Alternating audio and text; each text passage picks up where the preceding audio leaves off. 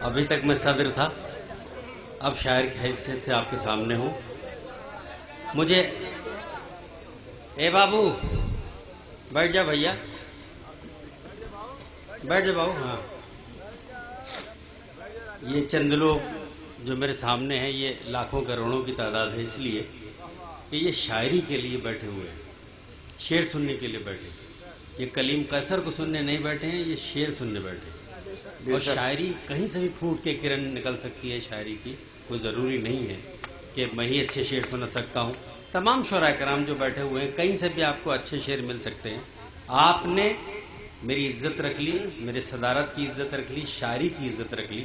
میں تھوڑی دیر کے لیے سمجھ رہا تھا کہ مشاعرہ ختم ہو گیا، لیکن آپ نے مشاعرے کو زندہ کر دیا. میں آپ اپنے لیے ایک بار زوردار تالیاں بجا لیں، اس کی میں اجازت بحیثیت صدر دیتا ہوں. بہت بہت شکریہ. آئیے میں چند شعر سناؤں گا، زیادہ نہیں، کیونکہ مجھے حکم ملا ہے کہ تقریباً 3:45 بجے یا 4 بجے اذان ہے، تو میں چند شعر سنا دے رہا ہوں. اس کے بعد اگر وقت رہا تو اور شعراء کرام کو. لیکن ایسے سنیے گا، دیکھیں میں داد کی کبھی بھیک آپ سے نہیں مانگوں گا. دو چیزیں ہیں، دو کمیاں میرے اندر بھی ہیں. ایک کمی تو مجھے یہ رہ گئی ہے کہ یہ بینر جو پیچھے ہندی میں لکھا ہوا ہے اسے اردو میں ہونا چاہیے. بہت اچھا، واہ واہ واہ واہ، کیا بات ہے. دوسری بات یہ ہے کہ میں آپ سے دستبستہ عرض کروں گا، مشاعرہ تہذیب کا گہوارہ ہے. یہ جو آپ تالیاں بجاتے ہیں مشاعروں میں، خدا کے لیے تالیاں نہ بجائیں. اس کو سبحان اللہ یا جیسے بھی آپ ریئیکٹ کریں، اپنی آواز سے داد و تحسین سے نوازیں، لیکن تالیاں نہ بجائیں، کیونکہ آنے والی نسلیں یہ سمجھیں گی کہ شعر سن کے تالی بجایا جاتا ہے، جبکہ شعر سن کے اچھی خاصی تبلیغ ہوتی تھی. یہ ہمارے بزرگوں نے ہم سے بتایا. بہرحال میں نے دو باتیں مجھے بحیثیت ایک ذمہ دار کہنی تھی، وہ میں نے آپ سے کہہ دی. میں چند شعر آپ کو سنا دے رہا ہوں، کیونکہ اب شاعری کا موقع نہیں ہے، اب صرف دعائیہ کلمات ہی ہو سکتے ہیں. یہ سب بزرگ بیٹھے ہوئے ہیں، میرے دوست اور دیرینہ دوست شارق خلیل آبادی، پون، ان لوگوں نے بہت اچھے شعر سنائے. تمام میرے نوجوانوں نے بہت اچھے شعر سنائے. مجید بھائی جن کی نت اترائی ہوئی ہے آج شاعری کی، یہ پہلی بار انہوں نے شعر سنایا ہے. بہت پہلے مجھے شعر سنایا تھا، تو میں انہیں مبارکباد دیتا ہوں. میرے محترم مجیب صاحب ہیں، یہ سب آپ کے لوگ ہیں. آئیے کچھ شعر میں سناؤں. عرض کیا ہے کہ مجھ کو کیا دے گا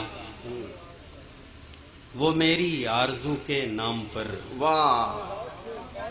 مجھ کو کیا دے گا وہ میری آرزو کے نام پر، خود تیمم کر رہا ہے جو وضو کے نام پر. بہت اچھا بھائی، واہ واہ واہ واہ واہ. مجھ کو کیا دے گا، مجھ کو کیا دے گا وہ میری آرزو کے نام پر، مجھ کو کیا دے گا وہ میری آرزو کے نام پر، واہ. خود تیمم کر رہا ہے جو وضو کے نام پر، خود تیمم کر رہا ہے جو وضو کے نام پر.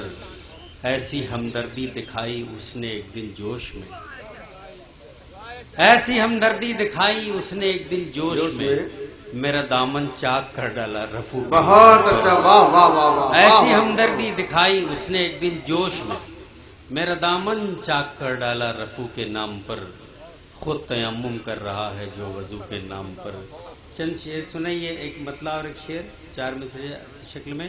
کہ چاہتوں کی ذرا سی دستک پر، چاہتوں کی ذرا سی دستک پر دل کا دروازہ کھول سکتا ہے. بہت اچھا. چاہتوں کی ذرا سی دستک پر دل کا دروازہ دل کا دروازہ کھول سکتا ہے.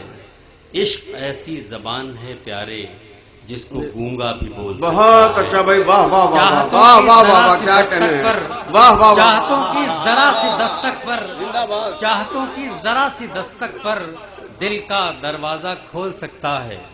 عشق ایسی زبان ہے پیارے جس کو گونگا بھی بول سکتا ہے. عشق ایسی زبان ہے پیارے جس کو گونگا بھی بول سکتا ہے. بہت بہت شکریہ آپ کی سماعتوں کا. میں اس وقت یہی آپ سے جو ہے مجھے امید رکھنی چاہیے تھی کہ جیسے بھی آپ شعر سنیں گے، جس طرح کے شعر سنیں گے، اتنے اچھے اچھے آپ نے شعر سنے، لیکن جب یہ مقام آتا ہے تو شاعر بھی کمزور ہو جاتا ہے اور سامع بھی. لیکن آپ اسی محبت کا ثبوت دے رہے ہیں. چند شعر میں اور حاضر کر رہا ہوں، ملاحظہ فرمائیں. عرض کیا ہے کہ عیب حصے میں رکھا اور ہنر بانٹ لیا. عیب حصے میں رکھا، اسلم بھائی سنیے. عیب حصے میں رکھا और हुनर बांट लिया, जो बुजुर्गों से मिला था वो समर बांट लिया। बहुत अच्छा। ऐब हिस्से में रखा और हुनर बांट लिया, जो बुजुर्गों से मिला था वो समर बांट लिया। बरकतें हो गई रुखसत यही कहकर अफसोस, दुख नहीं बांट सके भाई तो घर बांट लिया। बहुत अच्छा। बरकतें हो गई रुखसत यही कहकर अफसोस, बरकतें हो गई रुखसत, बरकतें हो गई रुखसत यही कहकर अफसोस, दुख नहीं बांट सके भाई तो घर बांट लिया। दुख नहीं बांट सके भाई तो घर